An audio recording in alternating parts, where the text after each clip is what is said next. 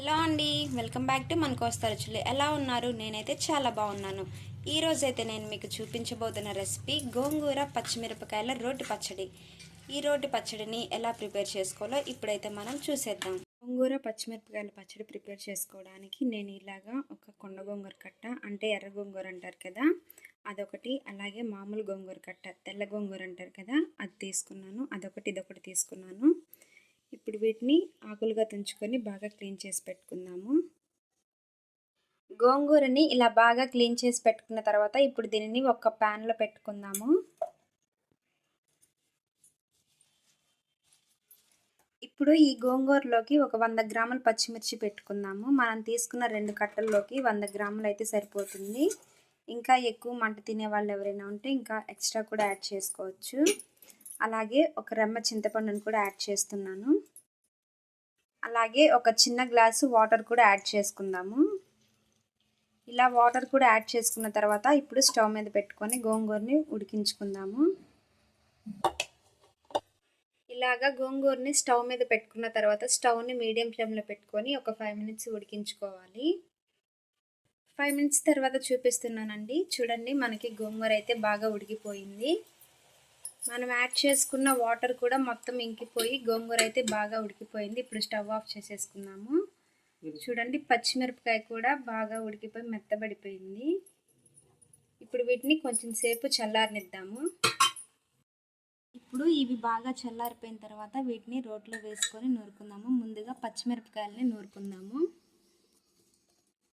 పచ్చిమిరపకాయలన్నీ ఇలా రోట్లో వేసుకున్న తర్వాత ఇప్పుడు ఇందులోకి టేస్ట్కి సరిపడా రాక్ సాల్ట్ని కూడా యాడ్ చేసుకుందాము. ఇప్పుడు ఈ పచ్చిమిరపకాయలని కచ్చాపచ్చాగా దంచుకుందాము. మెత్తగా కూడా దంచుకోవచ్చు, కానీ తినేటప్పుడు మనకి కచ్చాపచ్చాగా దంచుకొని తింటేనే పంటికి తగులుతూ బాగుంటాయండి. ఇలాగా కచ్చాపచ్చాగా దంచుకున్న తర్వాత ఇప్పుడు ఇందులోకి గోంగూరను కూడా యాడ్ చేసుకుందాము. గోంగూర కూడా యాడ్ చేసుకున్న తర్వాత ఇప్పుడు ఈ రెండింటిని కలిపి నూరుకోవాలి.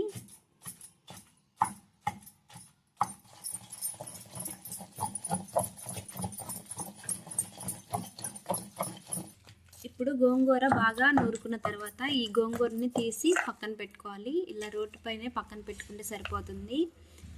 ఇప్పుడు ఇందులోకి జీలకర్రని, చిన్నులపాయలని కూడా వేసుకొని దంచుకుందాము.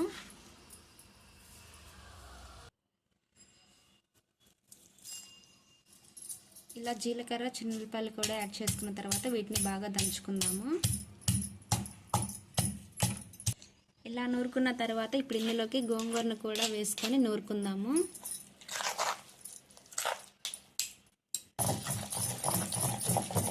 ఇప్పుడు ఇందులోకి ఒక ఆనియన్ని కట్ చేసుకొని వేసుకుందాము.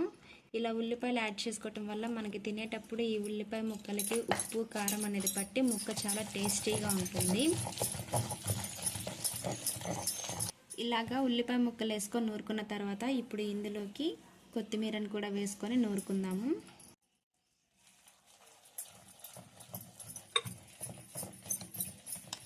ఈ విధంగా ఉల్లిపాయ ముక్కలు, సన్నగా కట్ చేసి పెట్టుకున్న కొత్తిమీరని యాడ్ చేసుకొని గోంగూర పచ్చడి ప్రిపేర్ చేసుకుంటే చూడండి ఎంత కలర్ఫుల్గా, ఎంత బాగుందో గోంగూర పచ్చడి. చూస్తుంటేనే నోరు ఊరిపోతుంది కదా.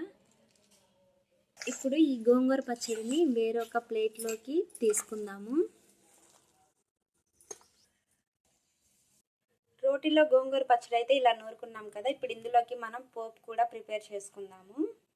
అందుకోసం స్టవ్ మీద ఇలా ఒక ప్యాన్ పెట్టేసుకొని అందులోకి 2 టేబుల్ స్పూన్ల వరకు ఆయిల్ని అయితే యాడ్ చేసుకోవాలి. ఆయిల్ హీట్ అయిన తర్వాత ఇప్పుడు ఇందులోకి పోపు దినుసులు కూడా యాడ్ చేసుకుందాము. అలాగే ఒక 2 ఎండుమిర్చిని కూడా యాడ్ చేసుకుందాము. ఎండుమిర్చికి బదులు మనం ఊరమిరపకాయలు వేసుకున్నా కూడా చాలా బాగుంటుందండి. పచ్చడిలో టేస్ట్ అయితే చాలా బాగుంటుంది. అలాగే ఇప్పుడు కొంచెం జీలకర్ర కూడా యాడ్ చేసుకుందాము.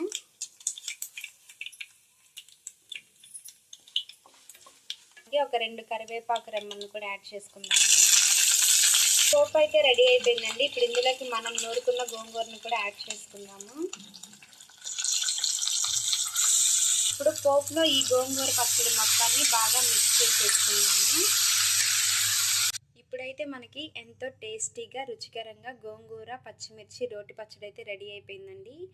ఈ పచ్చడిని వేడి వేడి అన్నంలో తింటే చాలా బాగుంటుంది, నోటికి చాలా రుచిగా అనిపిస్తుంది.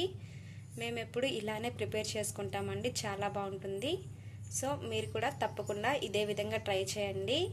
ఎలా వచ్చిందో ఈ రెసిపీ నాతో షేర్ చేసుకోండి.